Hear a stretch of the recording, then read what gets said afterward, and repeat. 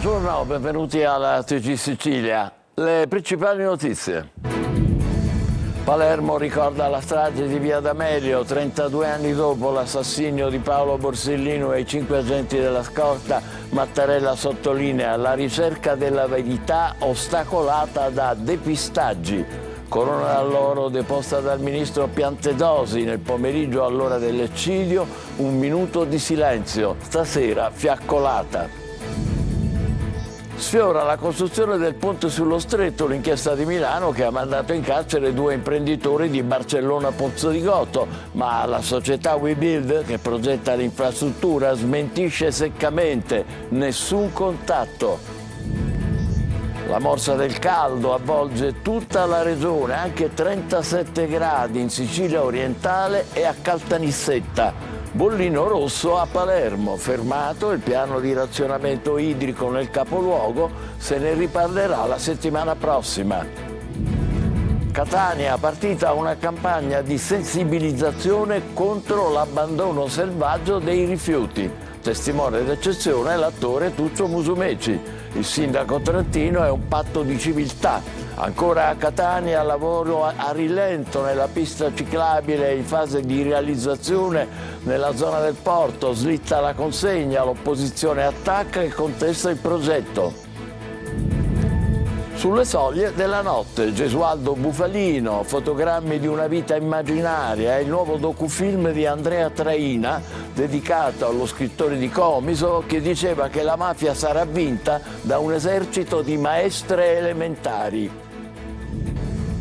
Calcio, a Messina è rottura definitiva tra la piazza e la proprietà del club. Martedì pomeriggio manifestazione contro il presidente Sciotto. Calciomercato, il Palermo insegue un rinforzo a centrocampo ufficializzato da Andrea. Il prossimo colpo del Catania sarà il centrocampista Luperini.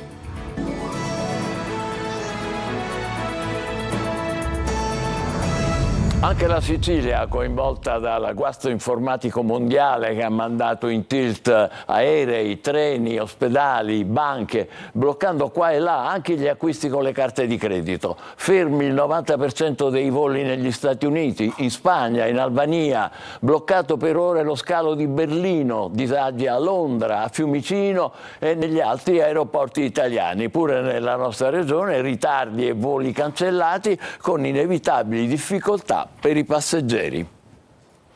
Eccoci a Palermo, 32 anni fa la strage di Via D'Amelio, vittima il giudice Paolo Borsellino e i 5 agenti della scorta. 32 anni e una verità definitiva non ancora trovata. Messa e cerimonie, l'omaggio del ministro Piantedosi con la deposizione di una corona d'alloro. Nel pomeriggio il minuto di silenzio. Marco Gullà. Onori ai caduti!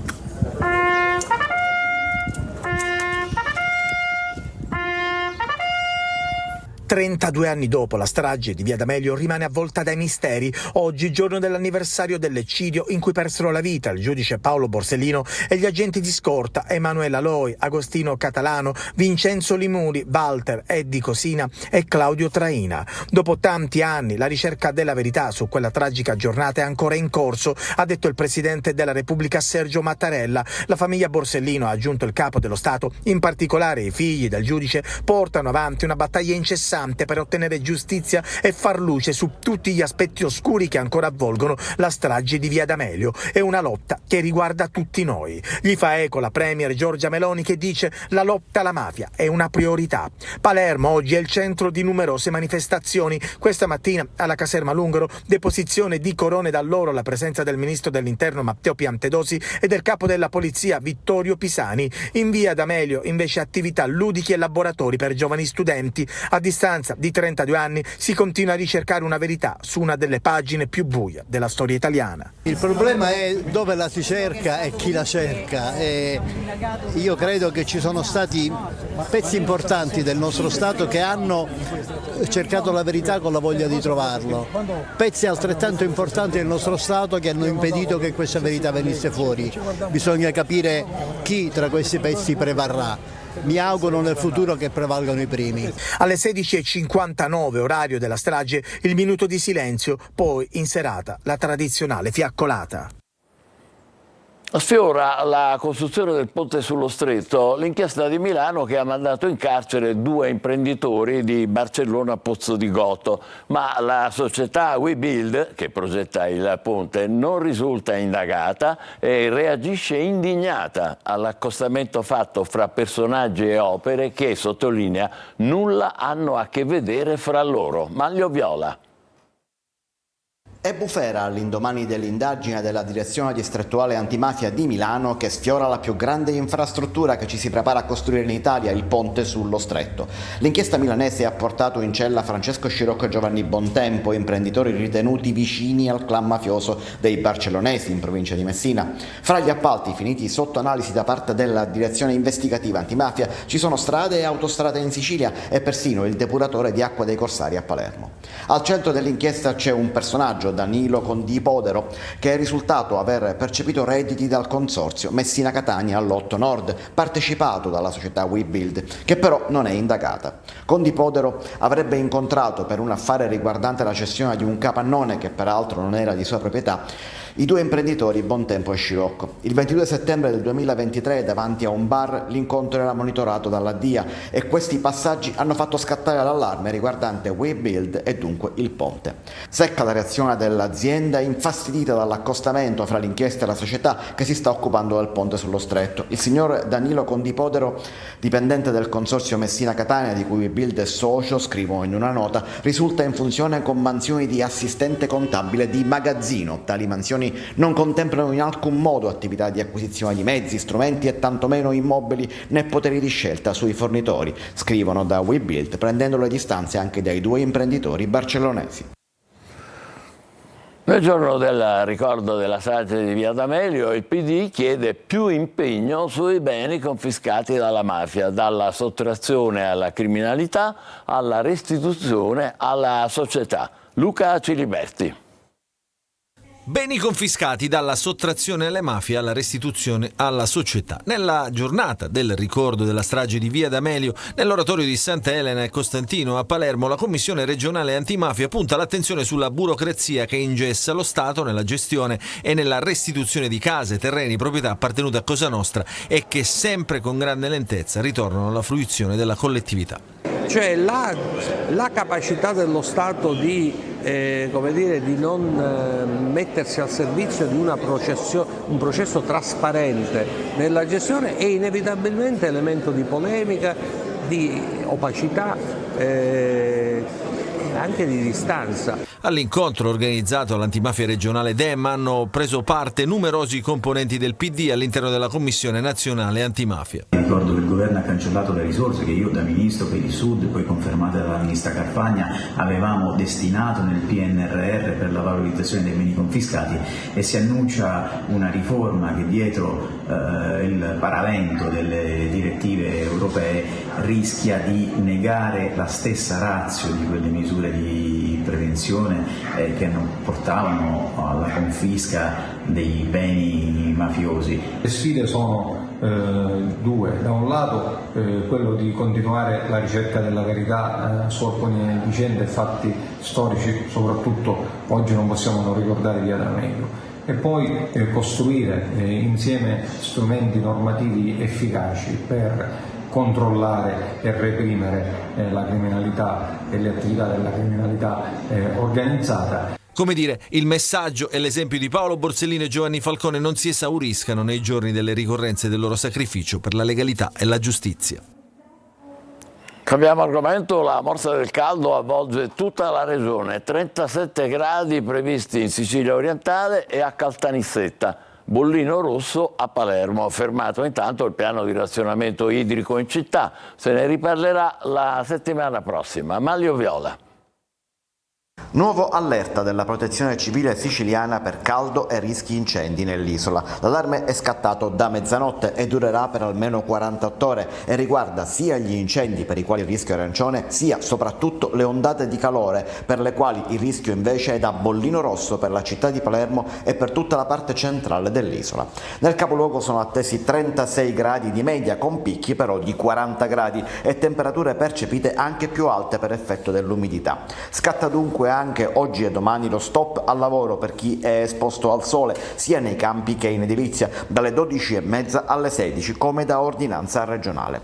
Se a Palermo il bollino è rosso, altrove si sta meglio, anche se non bene. Bollino giallo infatti a Catania e a Messina, massime stazionarie in Sicilia con temperature tra i 32 e i 40 gradi. I 40 come detto sono previsti a Palermo ma anche ad Agrigento, 37 a Caltanissetta, Siracusa, Ragusa e Catania. Mentre cresce l'allarme caldo, cresce anche la sete nell'isola. Dopo le polemiche è stato però bloccato il piano di razionamento idrico previsto dall'AMAP a Palermo e buona parte della provincia. Il piano dell'acquedotto sarà analizzato nel tavolo di coordinamento della protezione civile, ma le scorte d'acqua nella Sicilia occidentale dovrebbero comunque essere sufficienti fino a settembre. Gli interventi che si metteranno in campo sono di prudenza nel caso ottobre non porti utili piogge. Ha aspettato l'ex compagna nei pressi della sua abitazione e quando ha visto che la donna era in compagnia di un altro uomo si è scagliato contro quest'ultimo aggredendolo con calci e pugni. I carabinieri di Balestrate, nel Trapanese, hanno arrestato un 43enne già accusato di maltrattamenti nei confronti dell'ex convivente. Catania ha avviata una campagna di sensibilizzazione contro l'abbandono selvaggio dei rifiuti. Testimone d'eccezione l'attore Tuccio Musumeci. Il sindaco trentino: è un patto di civiltà, ognuno deve dare un contributo. Tonino De Mana. Basta poco per rovinarla, basti tu per fare la differenza. Catania è casa. Con questi slogan accompagnati da video è stata avviata la campagna di comunicazione del comune contro l'abbandono selvaggio dei rifiuti e per sensibilizzare i cittadini al corretto smaltimento attraverso la raccolta differenziata. Testimonial d'eccezione l'attore catanese Tuccio Musumeci. Oggi si getta la plastica, non l'umido, va bene? Se lei getta l'umido nei giorni sbagliati ne costa a tutto mare 2 ore. Messaggi semplici e dirompenti, un sussulto d'orgoglio invocato dal sindaco trentino. Noi siamo una delle città da questo punto di vista che più paghiamo la differenza tra quel che siamo e quel che potremmo essere. E il vedere i tantissimi che stanno che dicono avete una città meravigliosa, peccato se solo fosse più pulita, ci fa male. Se a ciò aggiungiamo che il non corretto ciclo di conferimento dei rifiuti comporta anche costi insostenibili, una Tari insostenibile per i cittadini e la nostra incapacità di dare maggiori servizi, voi vi rendete conto di come alla fine è una battaglia in cui tutti così perdiamo, mentre basterebbe pochissimo per vincere tutti quanti insieme. Troppi cittadini lamentano la presenza di sacchetti disseminati qua e là, sarebbe anche il modo di incentivare i controlli. Ci muoveremo non dico nelle prossime ore ma nei prossimi giorni con delle iniziative mirate, perché è chiaro che non si può risolvere tutto solo ed esclusivamente con la campagna di comunicazione. La campagna di comunicazione diventa la premessa per un nuovo patto civico. Lo spot ufficiale, che da ottobre andrà in onda anche in TV, è stato prodotto con la regia di Zavvo Nicolosi e Giovanni Tomaselli. Protagonisti, oltre a Tuccio Musumeci, l'attrice e regista Donatella Finocchiaro, il rapper L'Elfo ed il content creator @Stefano con la S. Ancora a Catania, lavori a rilento nella pista ciclabile in fase di realizzazione nella zona del porto. Slitta la consegna e l'opposizione attacca. Di questo passo sarà ultimata a ottobre. Tonino De Mana. Doveva essere pronta in pochi mesi o comunque prima dell'estate ed invece per vedere passare qualche bicicletta bisognerà ancora aspettare. Quanto? Non si sa. È un cantiere aperto la pista ciclabile nelle vie Cristoforo Colombo e Domenico Tempio, un progetto di mobilità sostenibile finanziato con fondi europei che, a conclusione dei lavori, collegherà il centro storico alla playa. Al momento ciò che balza agli occhi sono code, caos e smog ed un tracciato realizzato mettendo cemento su cemento. Sono state concepite male negli spazi e nei luoghi specifici, prendendo per esempio via Domenico Tempio. È l'esempio di intanto un rischio per la salute per i ciclisti, un cemento buttato lì in modo eccessivo, si parla tanto di cementificazione, abbiamo problemi di questo genere, ma soprattutto oltre il ritardo si capisce forse non si trovano le ringhiere, ma ancora non c'è notizia di quando verrà consegnata. Dopo aver spostato l'impianto di illuminazione prosegue a rilento l'installazione delle ringhiere, la cui fornitura aveva già fatto registrare ritardi, e a rilento proseguono le auto dirette verso le zone balneari e all'aeroporto Fontanarossa. Da una pista ciclabile ciclabile all'altra, da una polemica all'altra, con il ripito tracciato più per scalatori ricavato in via Santa Sofia, che desta più di una perplessità. Hanno problemi gravi, per esempio un balcone dove si rischia di sbattere la testa, un restringimento importante della carreggiata in curva, ma soprattutto anche da questo punto di vista vanno a limitare le zone di parcheggio anche nella zona policlinico. Bici ferme al palo, anzi alla ringhiera, in questo caso del lungomare, dove un'altra pista ciclabile attende ancora di essere pulita seriamente dalla cenere lavica. Dopo il TG alle 14.30 su Telecolor saranno ospite il sindaco di Catania Trentino. Per le vostre domande scrivete al numero WhatsApp 342 74 55005 oppure inviate una mail a Sicilia24Focus, tutto attaccato, @telecolor.it. @telecolor.it. Vi aspettiamo tra poco su Telecolor, appunto alle 14.30, con un'ampia pagina riservata ai vostri messaggi. Turni lunghi anche 12 ore, mancanza di ricambio del personale, la sanità siciliana in affanno pure a causa delle ferie. Luca Ciliberti. Turni anche di 12 ore consecutive, reparti con 2 soli operatori sociosanitari costretti ad assistere decine di pazienti, costretti a lavorare giorno e notte, con la conseguenza, come è accaduto, che qualcuno abbia accusato anche dei malori e sia stato costretto a rivolgersi al pronto soccorso. Come ogni anno in estate scoppia l'emergenza personale a Catania. Per cosa? Perché appunto gli operatori sociosanitari dipendenti decidono di godersi legittimamente le ferie, una situazione insostenibile denunciata dai sindacati. Gli operatori sanitari, siano essi infermieri, siano essi medici, siano essi osso, veramente sono arrivati allo stremo, non ce la fanno assolutamente più.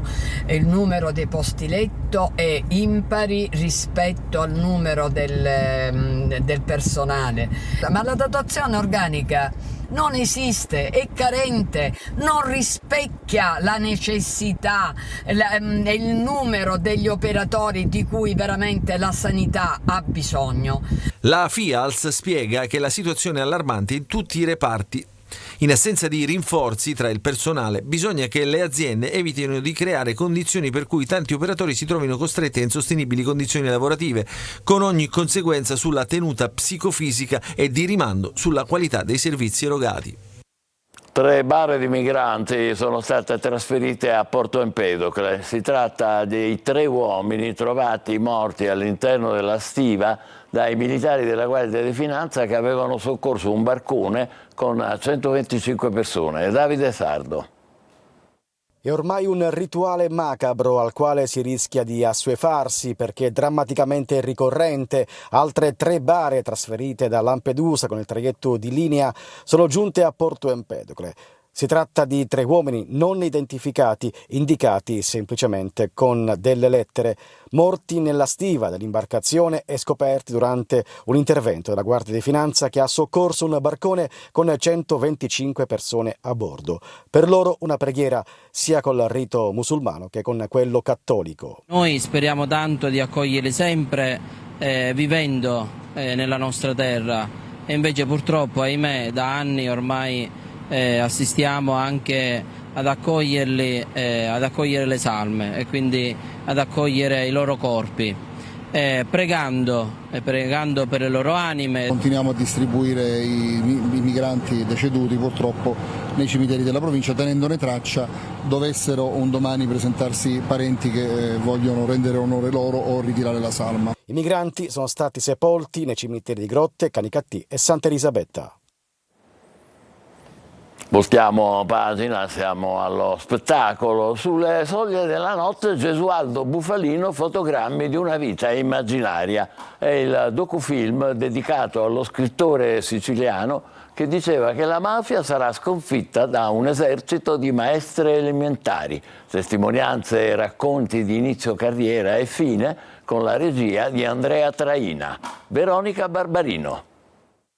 Fotogrammi di una vita immaginaria sono quelli che raccontano lo scrittore Gesualdo Bufalino attraverso un docufilm. Il regista Andrea Traina ci restituisce i punti di inizio e fine carriera del noto autore siciliano, evidenziando il misterioso cortocircuito tra il suo esordio letterario tardivo e la sua prematura scomparsa in un incidente d'auto. Lo scopo del film è quello di accendere una luce nuova, una curiosità su questo nostro eccentrico scrittore, magari verso chi non lo conosce o non ha mai avuto occasione di leggere un suo libro, oppure se ne è tenuto lontano semplicemente per timore reverenziale. Protagonista de Sulle soglie della notte, Gesualdo Bufalino, Fotogrammi di una vita immaginaria, è un intenso Gaetano Aronica, la cui somiglianza con Bufalino è sorprendente. L'attore, per calarsi maggiormente nella parte, ha visitato e vissuto i luoghi iblei di cui ha scritto Bufalino e incontrato amici e conoscenti dello scrittore comisano.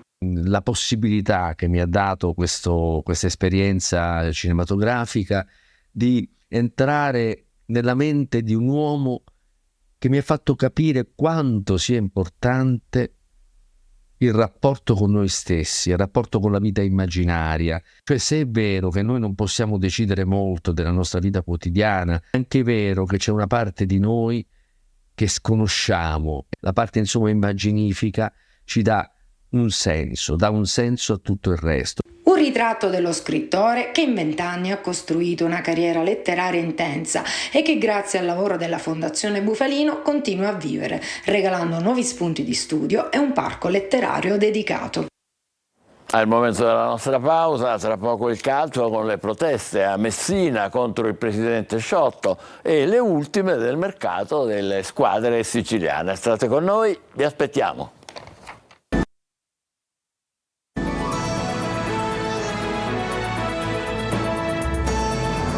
Calcio a Messina e rottura definitiva tra la piazza e la proprietà del club. Martedì pomeriggio manifestazione contro il presidente Sciotto.